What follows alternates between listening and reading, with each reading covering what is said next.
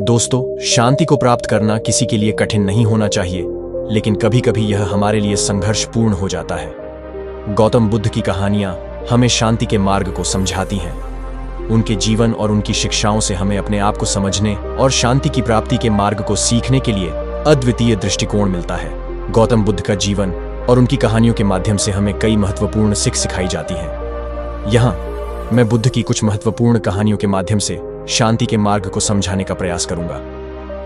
प्राचीन काल में एक समय बौद्ध भिक्षु अपने शिष्यों के साथ जंगल में यात्रा पर गए। वहां उन्होंने एक वृक्ष के नीचे एक योगी को देखा जो पूरी तरह से शांत था। भिक्षु ने योगी से पूछा कि उनका शांति का रहस्य क्या है। तब योगी ने उन्हें कुछ कहानियां सुनाई जो शांति की खोज में आत्मनिरीक्षण के माध्यम से सीखी गई थीं। पहला, एक किसान की कहानी। एक गांव में एक किसान रहता था जो अपने खेतों में काम करता था।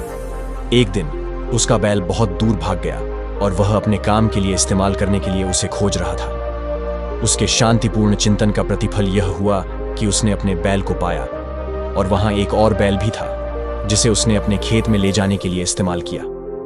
इस कहानी से हमें यह सीखने को मिलता है कि चिंता और परिश्रम के माध्यम से हम अपने लक्ष्य को प्राप्त कर सकते हैं और शांति की स्थिति को प्राप्त कर सकते हैं। दूसरा, ब्राह्मण और सैनिक की कहानी। एक ब्राह्मण और एक सैनिक मित्र थे। एक दिन वे जंगल में यात्रा कर रहे थे। रात होने के बाद ब्राह्मण ने एक स्थल चुना और वहां सो गए, जबकि सैनिक ने एक रात के लिए चौपाल में सेना के साथ रहने का निर्णय किया।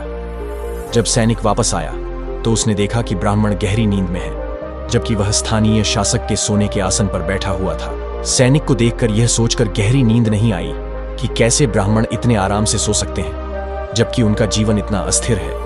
इस पर ब्राह्मण ने कहा, दोस्त, शांति केवल बाहरी परिस्थितियों में नहीं बल्कि आत्मा के अंदर की गहराइयों में मिलती है। तीसरा कहानी, सुख और दुख की कहानी। एक बार गौतम बुद्ध ने अपने शिष्यों को सिखाया कि सुख और दुख का जीवन में आगमन निश्चित है। उन्होंने एक कहानी सुनाई। एक बार एक शेर एक मानव को देखकर भागते हुए देखा।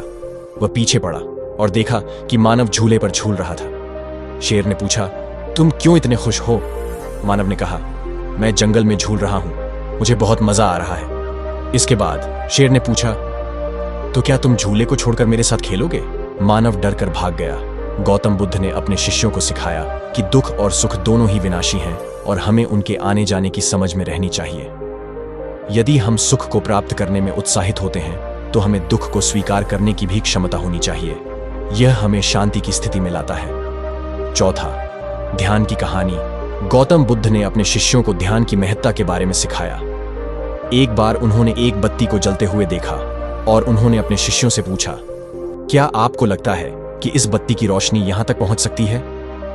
एक शिष्य ने कहा, नहीं गुरुदेव, यह बत्ती केवल इसके आसपास का ही दृश्य प्रकट करती है। गौतम बुद्ध ने कहा, वैसे ही जब हम अपने मन को ध्यान में स्थिर करते हैं तो हमें अपने आत्मा का अनुभव होता है जो शांति और आनंद का स्रोत है। गौतम बुद्ध की कहानियों के माध्यम से हमें यह सिखाया जाता है कि शांति का सच्चा अर्थ आत्मनिरीक्षण, ध्यान, समर्पण और सहनशीलता में निहित है। यह अभ्यास और साधना के माध्यम से हम अपने मन की गहराइयों में शांति को प्राप्त कर सकते हैं। वैसे आपको यह वीडियो कैसी लगी कमेंट में लिखें और ऐसी ही और वीडियो के लिए मेरे इस YouTube चैनल को सब्सक्राइब करें। तब तक के लिए धन्यवाद।